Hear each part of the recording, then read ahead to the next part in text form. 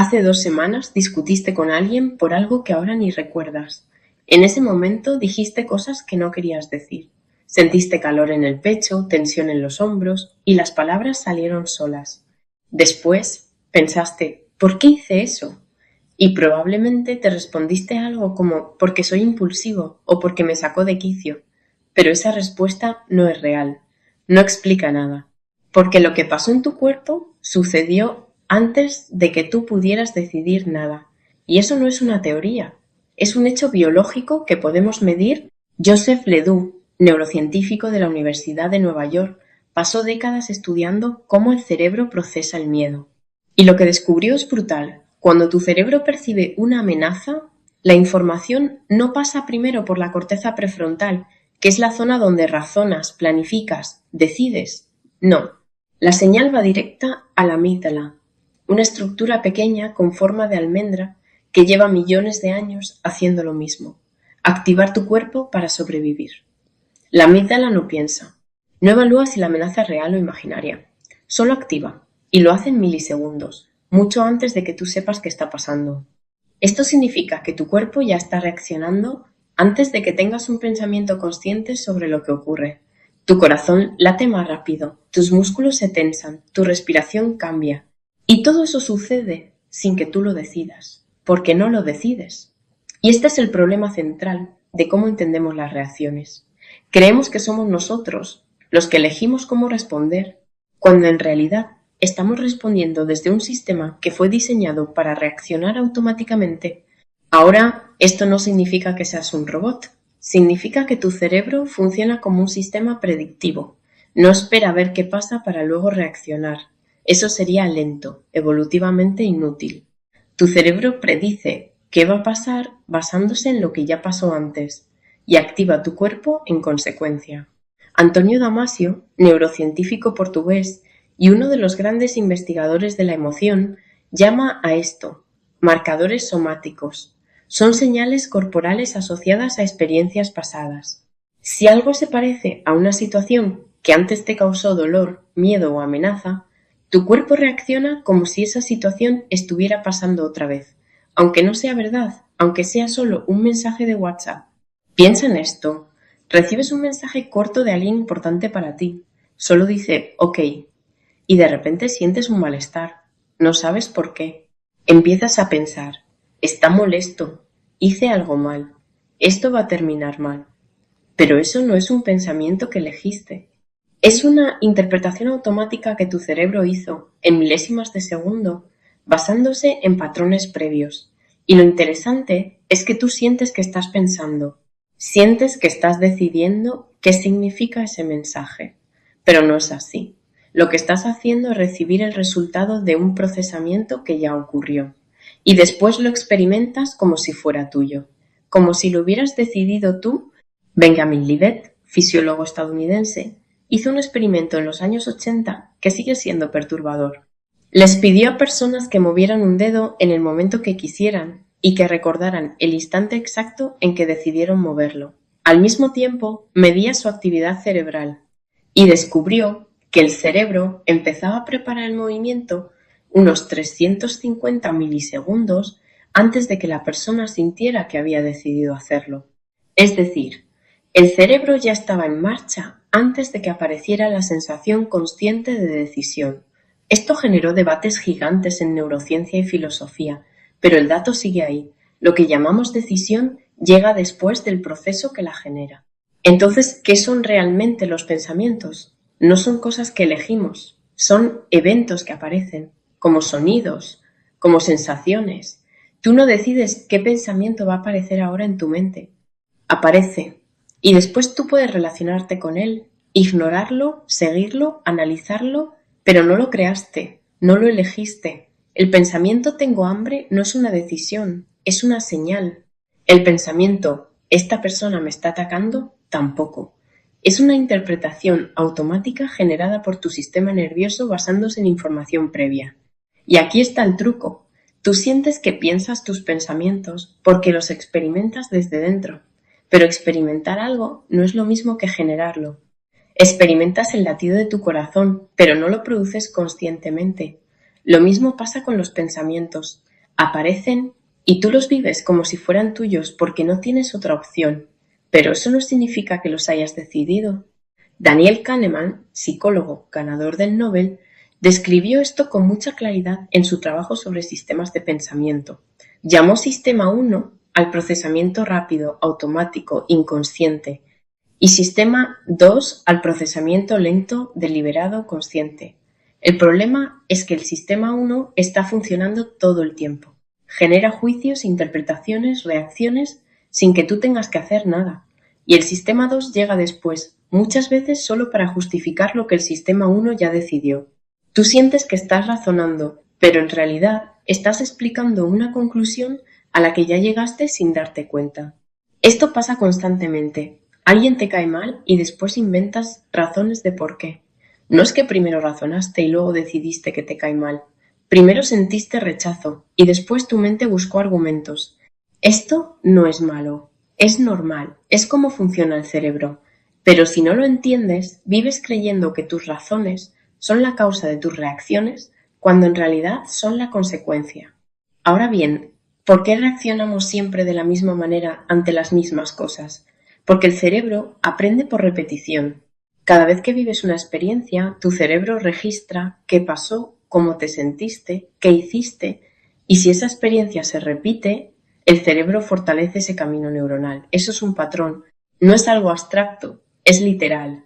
Neuronas que se activan juntas se conectan entre sí, y cuanto más se activan juntas, más fuerte es la conexión. Por eso es tan difícil cambiar hábitos. No es falta de voluntad, es que estás luchando contra una autopista neuronal que lleva años construyéndose. Los patrones no solo son de conducta, también son emocionales, corporales, cognitivos. Hay personas que cada vez que algo sale mal, sienten una opresión en el pecho y piensan, siempre me pasa lo mismo. Eso no es verdad, pero el patrón sí es verdad. La secuencia de activación es real y se siente tan familiar que la confundimos con identidad. Decimos, yo soy ansioso, yo soy explosivo, yo soy inseguro, pero eso no es lo que eres, es lo que tu sistema nervioso aprendió a hacer. Y lo aprendió porque en algún momento funcionó, porque te protegió, porque te ayudó a sobrevivir a algo, aunque ahora ya no lo necesites.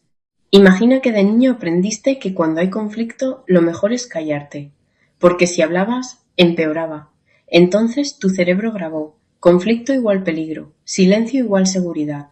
Y ahora, 30 años después, cada vez que alguien te confronta, tu cuerpo se cierra, tu garganta se aprieta y no puedes hablar. Y tú piensas que eres tímido, que eres débil, pero no es eso. Es que tu sistema nervioso está haciendo exactamente lo que aprendió a hacer. Está protegiéndote de un peligro que ya no existe y lo hace automáticamente porque los patrones no necesitan tu permiso para activarse. Y aquí es donde aparece algo clave: los espejos. Hay personas y situaciones que activan tus patrones más rápido que otras. No es casualidad, es porque se parecen a algo que tu cerebro ya conoce. Alguien te habla en cierto tono y de repente sientes rabia. No es por lo que dijo, es porque ese tono se parece al tono de alguien que antes te hizo daño. Tu cerebro no distingue, solo reconoce la forma y activa la misma respuesta.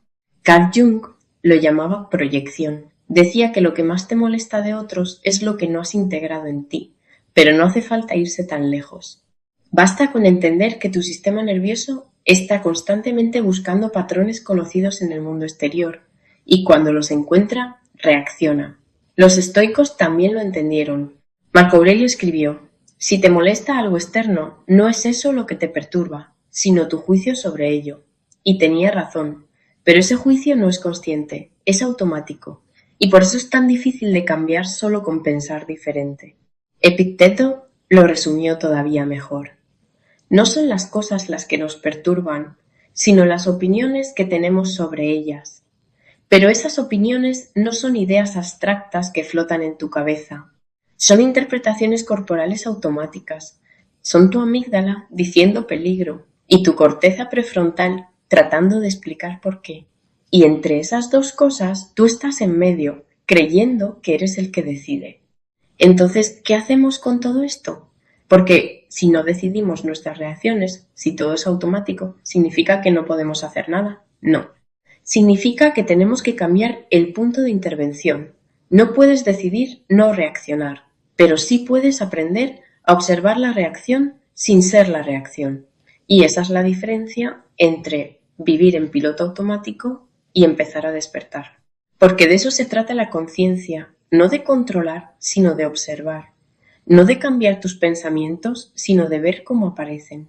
No de detener tus emociones, sino de reconocerlas antes de que te arrastren. Y esto no es filosofía mística, es neurociencia aplicada. Cada vez que observas un pensamiento sin identificarte con él, estás activando la corteza prefrontal. Y cuando activas esa zona, la amígdala baja su intensidad. No desaparece, pero baja. Jiddu Krishnamurti, filósofo indio, lo dijo de una forma brutal. La observación sin juicio es la forma más elevada de inteligencia humana. Y tenía razón, porque cuando juzgas, estás enganchado. Cuando observas, estás libre. El problema es que nadie nos enseñó a observar. Nos enseñaron a resolver, a controlar, a cambiar, pero no a ver. Y ver es diferente. Ver es darte cuenta de que estás pensando, esta persona siempre me falla, sin creer que ese pensamiento es verdad. Es sentir tensión en el pecho sin convertirla en historia. Es reconocer la urgencia de responder sin responder. Y cuando haces eso, algo cambia. No porque hayas controlado la reacción, sino porque no te fundiste con ella. Esto suena fácil, pero no lo es. Porque tu mente está entrenada para engancharse, para seguir cada pensamiento como si fuera una orden, y lo hace tan rápido que ni siquiera te das cuenta. Por eso, la práctica no es intentar no pensar. La práctica es ver que estás pensando. Y ahí, en ese segundo de reconocimiento, está toda la libertad. Imagina esto. Estás en el trabajo. Tu jefe te manda un correo a las 9 de la noche. El asunto dice, necesito hablar contigo mañana. Nada más. Y de inmediato empieza el show.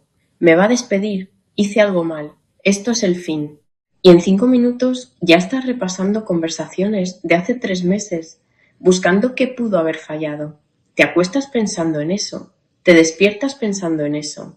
Y al día siguiente resulta que solo quería preguntarte sobre un archivo, pero tú ya pasaste 12 horas en un infierno mental que nunca existió. Ahora bien, ¿puedes evitar que aparezca el primer pensamiento? No, es automático, pero sí puedes reconocerlo. Ah, mi mente está haciendo la historia de catástrofe. Otra vez. Y cuando lo reconoces, algo se afloja. Porque ya no eres el personaje de la historia. Eres el que ve la historia. Y esa distancia es todo. Eckhart Tolle lo llama el observador. Dice que la mayoría de la gente vive completamente identificada con su mente. Creen que son sus pensamientos. Y por eso sufren, porque los pensamientos no paran. Pero cuando empiezas a observar, te das cuenta de que hay algo en ti que puede ver los pensamientos. Y ese algo no es un pensamiento, es conciencia. Y esa conciencia es lo único que realmente eres. Todo lo demás es contenido. Y el contenido cambia. Pero tú, el observador, siempre estás ahí. Esto no es una idea bonita. Es algo que puedes experimentar directamente. Ahora mismo puedes hacerlo. Observa qué pensamientos aparecen en los próximos 5 segundos. Solo observa, no los sigas. No los juzgues, solo mira qué aparece. Y date cuenta de que, para poder observar un pensamiento, tú no puedes ser ese pensamiento. Tienes que ser algo separado, algo que está viendo. Y eso es conciencia. Y cuando empiezas a practicar esto, empiezas a ganar terreno. No es que los pensamientos automáticos desaparezcan, es que dejan de tener tanto poder. Antes, cuando aparecía el pensamiento, esta persona me está ignorando, tú salías corriendo a verificar si era verdad, a buscar pruebas, a armar el caso.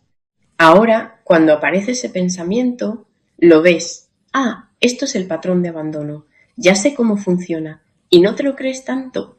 Y al no creértelo, no actúas desde ahí. Y al no actuar desde ahí, el patrón pierde combustible. Pero vamos a lo práctico, porque esto se entiende haciéndolo, no solo leyendo sobre ello. Y lo primero que necesitas entender es que la práctica no es solo cuando estás tranquilo meditando en tu casa. La práctica es en medio del caos.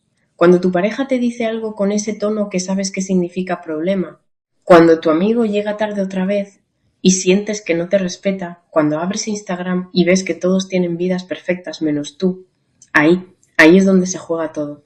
Entonces, primera práctica concreta, nombrar en voz alta. No en tu mente, en voz alta, porque cuando dices algo en voz alta, tu cerebro lo procesa diferente. Cuando sientes la activación, di, esto es tensión. No digas estoy tenso, porque estoy tenso refuerza la identidad. Esto es tensión, crea distancia. Es algo que está pasando, no algo que eres. Y esa pequeña diferencia cambia todo. Pruébalo. La próxima vez que sientas ansiedad, di en voz alta, esto es ansiedad. Y después observa qué pasa. Probablemente notes que la intensidad baja un poco, no desaparece, pero baja. Porque al nombrarla estás saliendo del modo automático, estás activando la corteza prefrontal, estás trayendo conciencia a lo que antes era inconsciente. Segunda práctica, el juego de los 3 segundos. Cuando sientas la urgencia de responder, de actuar, de mandar ese mensaje que sabes que no deberías mandar, cuenta 3 segundos, literalmente. 1, 2, 3. Y en esos 3 segundos siente tu cuerpo. No intentes calmarlo, solo siente. Pies en el suelo, peso del cuerpo, respiración. Y después decide si realmente quieres responder. A veces sí, y está bien, pero al menos lo decides desde un lugar más consciente, no desde la pura reactividad. Esto parece tonto, pero es devastadoramente efectivo, porque 3 segundos es tiempo suficiente para que el sistema nervioso registre que no hay peligro inmediato. Y cuando registra eso, la respuesta automática pierde fuerza, no se cancela, pero se debilita, y en esa debilidad está tu ventana de acción. Tercera práctica, y esta es clave, rastrear el patrón hacia atrás. Cuando notes que reaccionaste de forma automática, no te juzgues. En lugar de eso, hazte detective. ¿Qué pasó justo antes? ¿Qué escuchaste? ¿Qué viste? ¿Qué pensaste? Y después ve más atrás. ¿Cuándo fue la primera vez que sentiste esto? No necesitas recordar el momento exacto. Solo sientes si esto es viejo, si es conocido, y probablemente lo sea.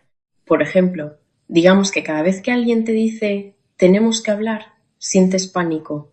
Rastreando hacia atrás, te das cuenta de que, de niño, cada vez que tus padres decían eso, significaba que algo habías hecho mal, y veía con regaño y castigo.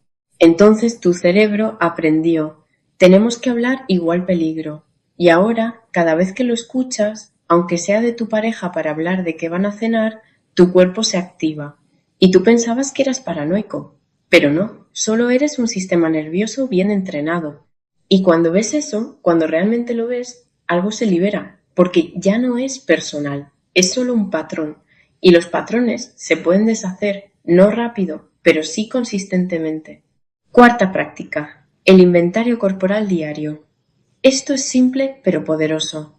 Una vez al día, preferiblemente a la misma hora, párate y recorre tu cuerpo, desde la cabeza hasta los pies, sin juzgar. Solo notando dónde hay tensión, dónde hay relajación, qué sientes en el pecho, en el estómago, en la mandíbula. La mayoría de la gente vive completamente desconectada de su cuerpo. Solo lo sienten cuando duele. Pero el cuerpo habla todo el tiempo. Y si aprendes su lenguaje, empiezas a reconocer las señales antes de que se conviertan en crisis.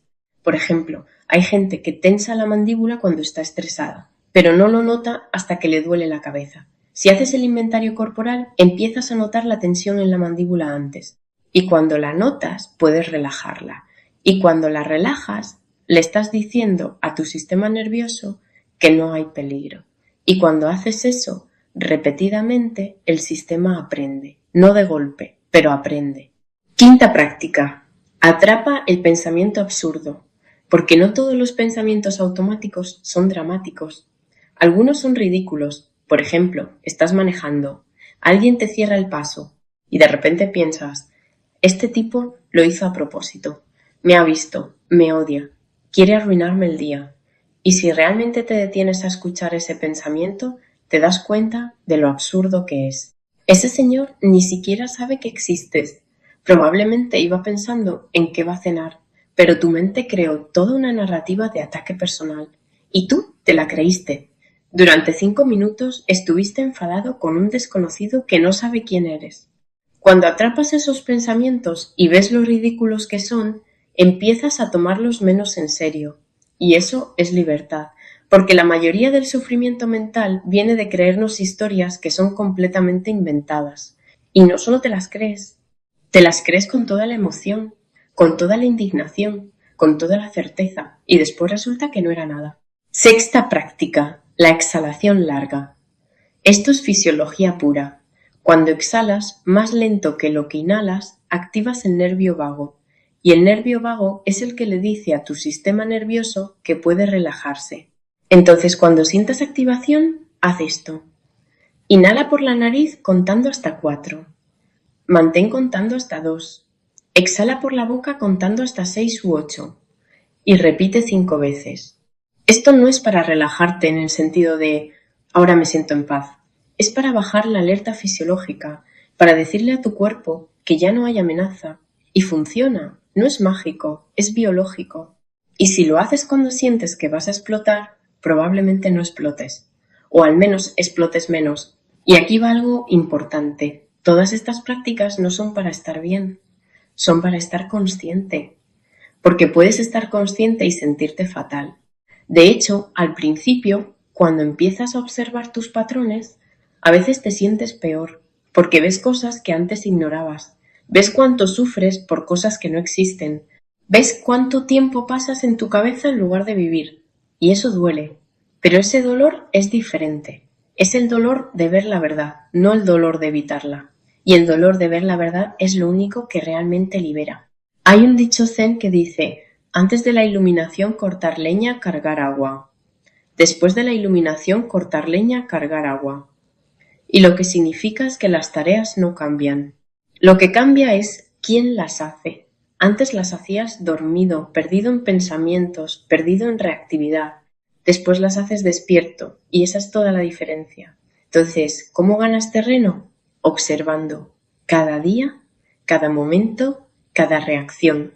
No para juzgarla, no para corregirla, solo para verla.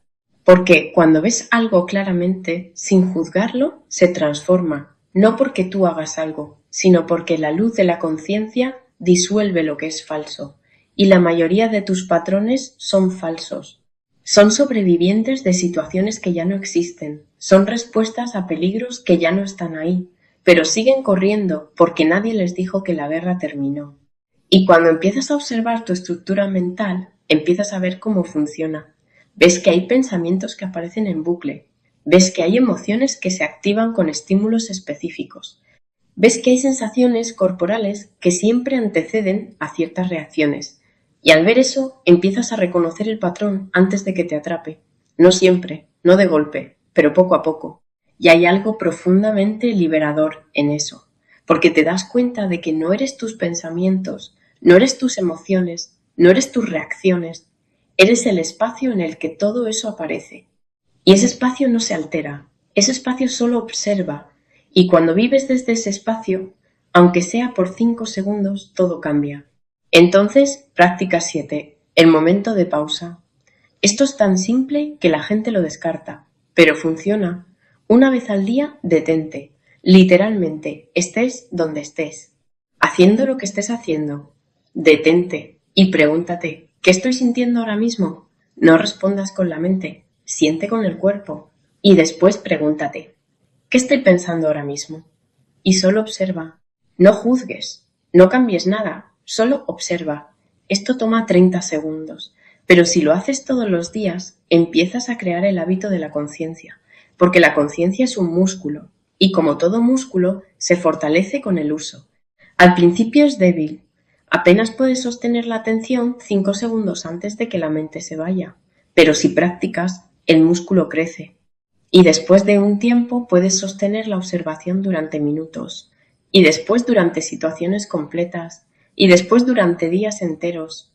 Y cuando llegas ahí, tu vida es completamente diferente, no porque no haya problemas, sino porque ya no te pierdes en ellos, sigues sintiendo, sigues pensando, sigues reaccionando, pero hay una parte de ti que siempre está observando, y esa parte nunca se pierde, nunca colapsa, nunca se identifica.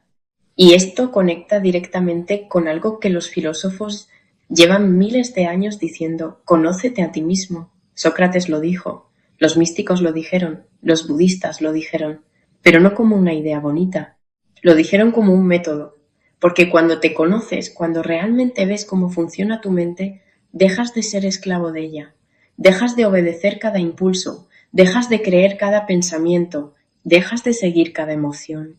Y eso no significa que te vuelvas frío, al contrario, significa que sientes más profundamente, porque ya no tienes que defenderte de lo que sientes, ya no tienes que taparlo, justificarlo, evitarlo, puedes sentirlo completamente, porque sabes que eres más grande que eso, sabes que no te va a destruir, sabes que es solo una ola en el océano que eres. Entonces, ¿qué haces con todo esto? Empiezas hoy, no mañana, no cuando tengas más tiempo, hoy. La próxima vez que sientas una reacción automática, nómbrala. La próxima vez que te enganches con un pensamiento, obsérvalo. La próxima vez que sientas la urgencia de responder, espera 3 segundos, y después otros 3, y después otros 3. Y cada vez que hagas eso, estás eligiendo conciencia sobre automatismo. Estás eligiendo libertad sobre condicionamiento. Estás eligiendo vivir despierto en lugar de dormido. Y esa elección, repetida miles de veces, es lo que cambia una vida. Pero hay algo más, algo que todavía no hemos tocado del todo, porque no todas las reacciones son iguales, no todas las personas te activan igual. Hay gente con la que puedes estar tranquilo y hay gente que con solo verla ya sientes tensión. ¿Por qué? ¿Qué está pasando ahí? ¿Qué tienen esas personas que te desestabilizan con solo existir? Porque no es casualidad, no es que sean malas personas, es que están activando algo en ti que todavía no has visto, algo antiguo, algo profundo, algo que cuando lo entiendas va a cambiar completamente cómo ves tus relaciones. Y eso es lo que vamos a ver en el próximo vídeo, porque hay personas que te sacan de quicio sin hacer nada. ¿Qué está pasando realmente cuando eso ocurre? Y cómo usar esas relaciones para conocerte a ti mismo de formas que nunca imaginaste. Si esto que acabas de ver te resonó, si algo hizo clic, suscríbete, porque lo que viene es más profundo todavía. Y si realmente quieres entender por qué reaccionas como reaccionas, necesitas verlo. Nos vemos ahí.